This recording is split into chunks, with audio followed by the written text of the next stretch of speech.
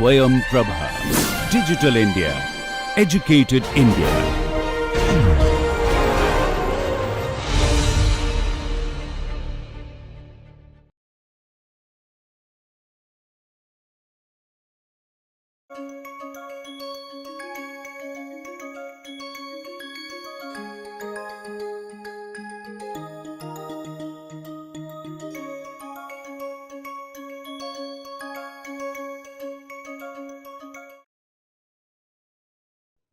Now let's define some more properties of sets. So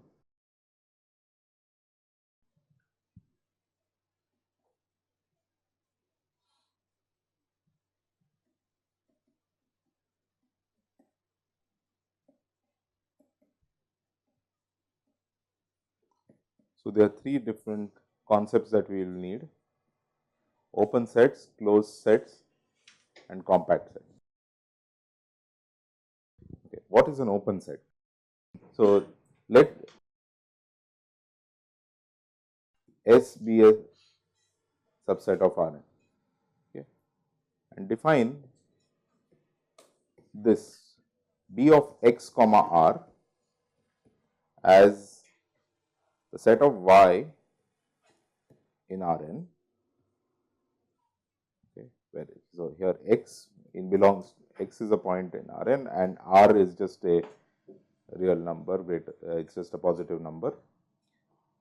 B of x comma R is defined as all the y's such that they are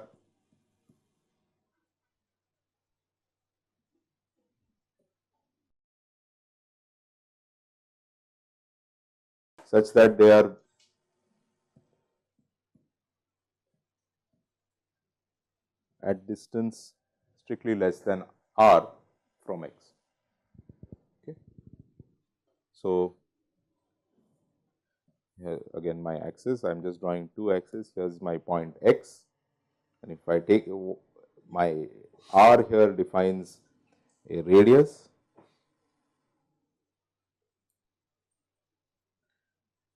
and B of x comma R is then all these points.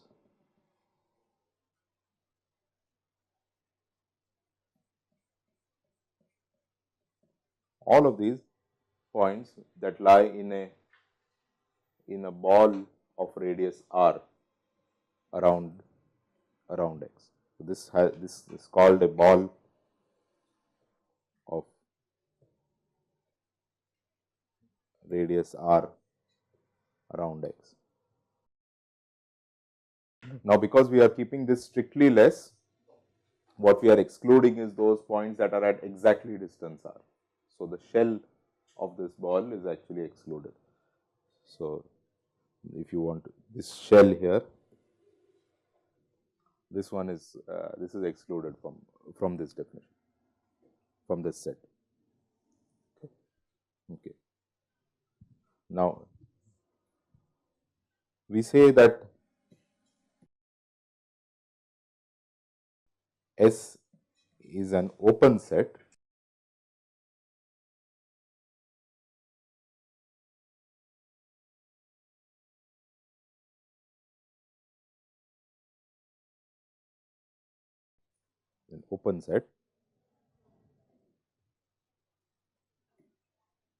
if for all x in S. So take any point in S, then around it you should be able to find some ball, okay, some ball such that it lies completely in S. Okay. For all x in S, there exists a radius R such that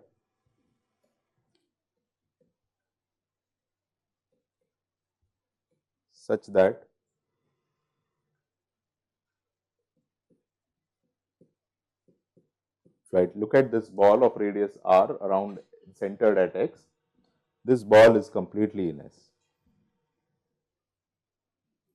We say S is an open set if for all x in S there exists an R such that the ball centered at x of radius R lies completely in S. Okay. So what does such a set look like? So So, just imagine the set like this. So, what is, if I take a point here, if I take a point x here, so the challenge is that you have to, for every point x in the set, I should be able to fit a ball around it such that it lies completely in the set. Right. So, let us look at a point like this. Around this, I can fit a ball very easily. Take this sort of. Okay. I take a ball like this, it fits very easily or inside the set. I take this point, this ball also fit, there is a ball around this that fits completely in it. The difficulty starts arising at this point. So, if this point which is here on the edge of the set, now what can I, around this can I find a ball such that it lies completely in the set S?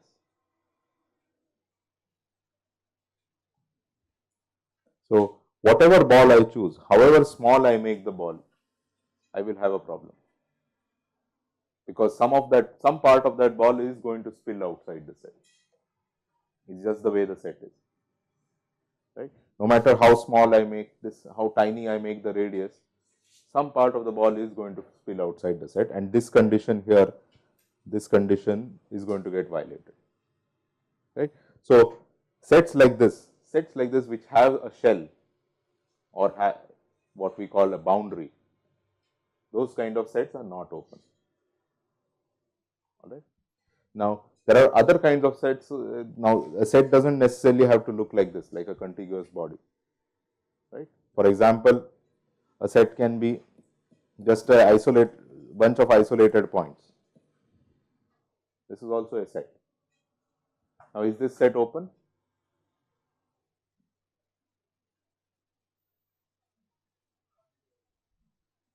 No, this set is not open. This set is not open simply because you take any point around at any point in the set and try to draw this ball around it.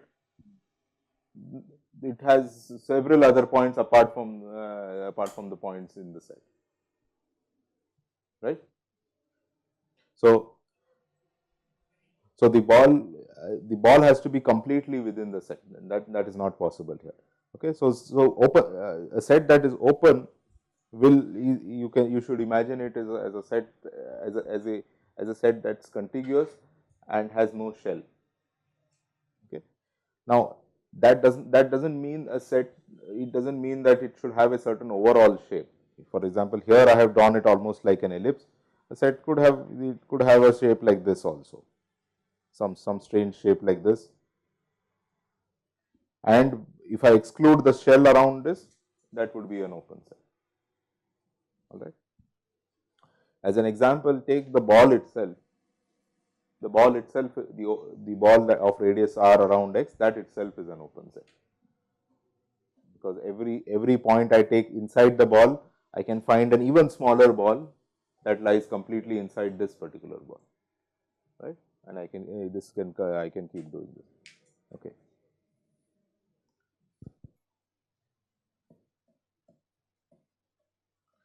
Now, complementary definition to this is that of a closed set. A set is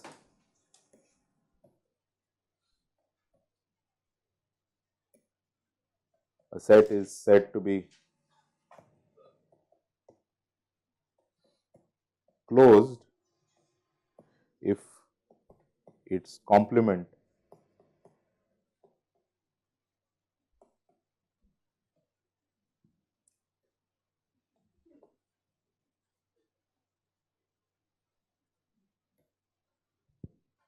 a set is said to be closed if its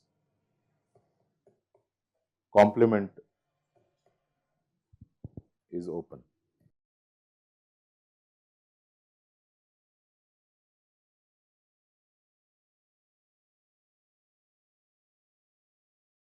Okay. So, the way you should think of a closed set is precisely this. It is basically you look at everything that is not in this set and check if that is an open set. Then the set that you started with is a closed set. Okay. A set is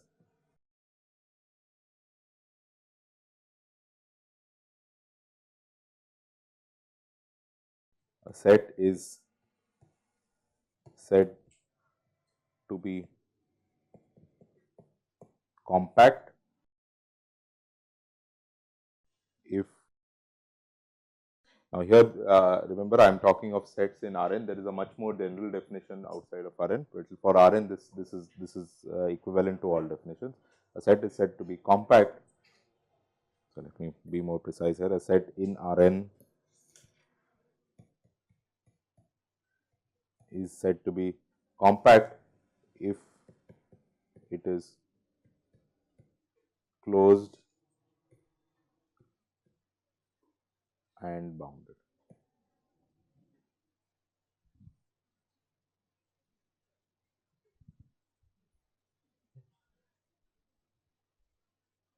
So a set is, so this sort of so a compact set is a set that can be enclosed within some large ball, all right, and it is such that its complement is open, right. The complement is open means the complement does not have a shell, all right. If the complement does not have a shell, that means the set itself has the shell. Okay. Now the a set need not can be neither closed nor open, right.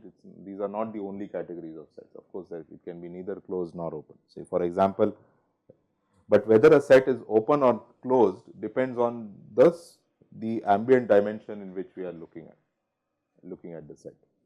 So when I am in the definition of an open set, I am looking for I am asking that there should be around every point x, there should be a ball of radius r, there should be an r such that this ball, the ball bx comma r, belongs to the set. Now this b of x comma r is a ball defined in Rn, right. So the set is asking for a ball in Rn to be fit inside the set. So I'll give you an example. For instance, let's look at R2. Let's look at R2 and look at this square excluding its boundary, excluding the boundary. Okay, this shell is not included. Then is this an open set? This is an open set. No problem. Around every point I can find a ball that lies completely in the set. Now let's look at R2 itself and look at this segment here. Says which lies along the horizontal axis, starts from some point A, ends at some point B. Okay, I have and let's suppose this is an open segment. Let me draw this better.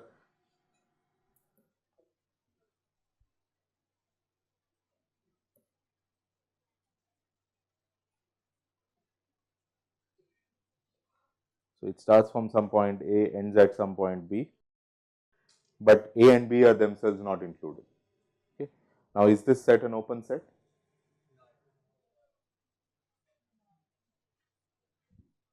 So what does the definition of open set in demand? So if I want to think of this as a subset of R2, right? If I want to think of this as a subset of R2, then I need to be able to fit two-dimensional balls around every point in it, such that the entire ball lies in the set.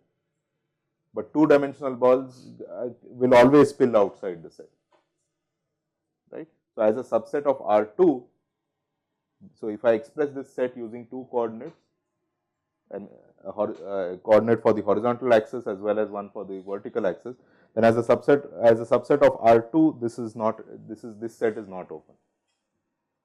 However, geometrically the same object can be immersed also in R1, and the entire set can be expressed using only one coordinate. In that case, in that case the picture looks different. Then I don't have two dimensions. I am only in one dimension, and I am looking at something like this, A and B excluded. I am now around every point. what I need to what I need to fit is one dimensional ball, right? A one dimensional ball is simply an open segment, and a one dimensional ball can be always accommodated around every point. Okay. So whether a set is open or not depends on what ambient space you have immersed it in. Okay, the technical word is what ambient space you have embedded it in. All right, so it depends on the embed.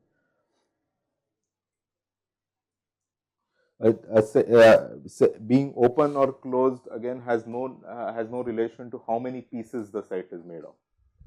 For example, I can take an open ball like this and another open ball, and their union is this and this. Let S be the union of these two together, this region and this region together. If I take this as my definition of my set, as this is an open set. It does, okay. It is made up of two pieces. That's fine, but individually, if you look at the pieces, they are themselves are part of some sort of intuitively like a contiguous mass. Okay. So this actually brings me to another point, which is what sort of operations preserve openness and closedness. So if you take the union of any number of open sets is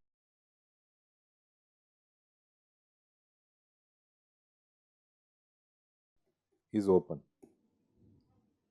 You take any collection of open sets, take their union, that the resulting set is always open. Okay. So by negation of this or by complementation, you also get that the intersection of any number of closed sets is closed.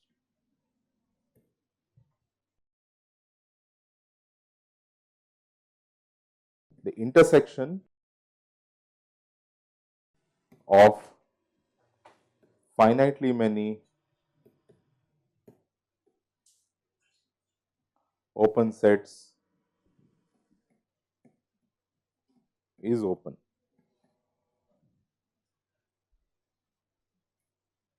And union of finitely many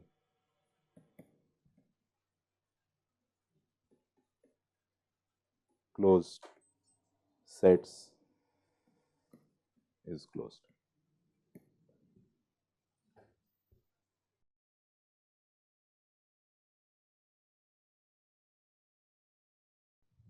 So, can someone tell me, is the intersection of any number of compact sets compact?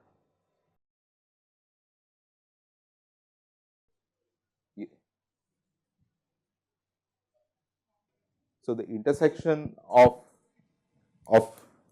any collection of sets, let us take this as one set S1, take another set S2. The intersection of these two is the common region between them, right. So, if I take the intersection of any number of sets, it is the common area that belongs to all of them. If I have another set S3 here and another set S4 like this, etc. I can put together many of these sets, right. The common area that belongs to all of them. So, here in this case, the common area is turning out to be, I think, just this red region here. So, the common area of all of them is the intersection. So, what is the claim here in the claim made here? Claim made here is that the intersection of any number of closed sets is closed. Is the intersection of two bounded sets bounded, or any number of bounded sets bounded? Why is it bounded?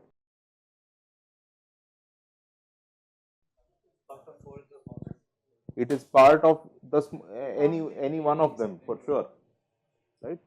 It is part of each of them, right? Since each of them is bounded, that intersection is also going to be bounded, right? So it is a so you are looking at this tiny region which belongs to all of them. So to claim that this tiny region can be put inside a ball, all I need to say is that any one of them can be put inside the ball, which is what I have been told anyway. So intersection of any number of compact sets will be bounded, and this statement here was telling you that intersection of any number of closed sets is closed. Now, closed sets are already so compact sets are already closed. Okay, so the intersection is also going to be closed, and we know that the intersection is going to be bounded. So this intersection is compact. So intersection of any number of compact sets is compact. So if the intersection of finitely many open sets is open. So when you take, if you take S1 and S2 as open sets in this particular figure, I have S3 and S4 here also. So let me just draw this separately. So here's your S1, here's S2. S1 and S2 have both in their definitions I have excluded the shell around it. So even in the intersection, these shells are not present. Okay. So so so the question here is why is the intersection of infinitely many open sets not open? Okay. So let's look at so let me write it here. Why is the intersection of infinitely many open sets, technically we should say not necessarily open, okay? Not necessarily open. Okay. Why is it so? So can we give an example? Yeah. So let's look at this example in the real line itself. Here's 0. Here is minus 1 by n. Here is plus 1 by n. I look at this interval that starts from minus 1 by n to plus 1 by n, excluding the endpoint. This is an open interval. It's an open set in R. All right. Now, so I define Sn as this minus 1 by n plus 1 by n. Now, what is the intersection of all these Sns?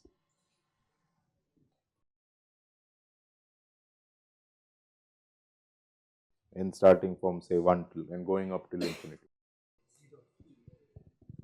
The intersection of all of these has only one element in it, which is the point 0, right? So the intersection of all of these is this set. It's a singleton set having 0, and this set is not open because any ball around 0 will have points that are positive as well as negative, not just 0. Obviously, any ball of positive radius, which is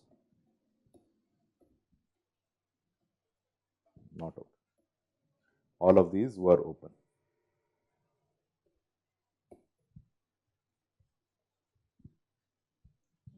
It's fine. Let me ask you another question. What again about compact sets? So we saw intersection of any number of compact sets is compact. What about the union of finitely many compact sets?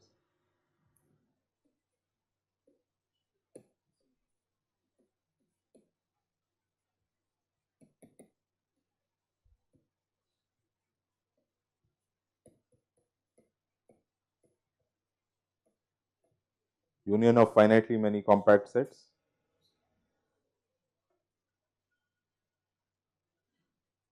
Each compact set is both closed and bounded. So they are, all of them are individually closed. Union of there are finitely many of them. Union of finitely many of closed sets is a closed set. So their union is closed thanks to this statement, right? So the union is definitely closed. Now, is the union bounded? Right. Now, why is the union bounded? Let's look at again look at this geometrically. Suppose here on my axis, here's one set I have S1. Here's some other set S2. Here's a third set S3. Here's a fourth set S4. We are looking at the union of all of these, right? So, what is the region I'm looking at? The region is this. Use a different color. The region is everything that's there in S3 and also S4 and also S2 and also S1. This is my set. Now, is this bounded? Each of them were individually bounded, right? So, S1 could be fit inside a big ball of radius R, R1 suppose.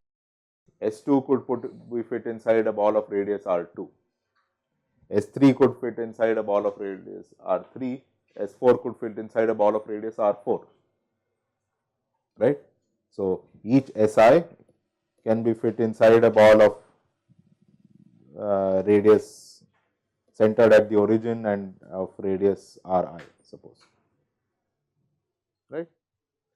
Now, if now all of them collectively can be put inside the largest of such of these balls. So, these are R1, R2, R3, R4, they are concentric balls. Take the largest of them, maybe make the ball a little bit larger, and that will definitely fit all of them, right? So, the union SI is certainly contained in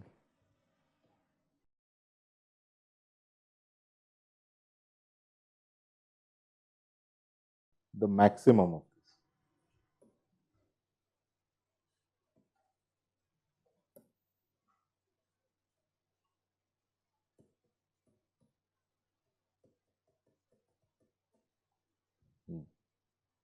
Just to be safe, if you want to add a 1, you can add a 1, right? The union of all of these are contained in all.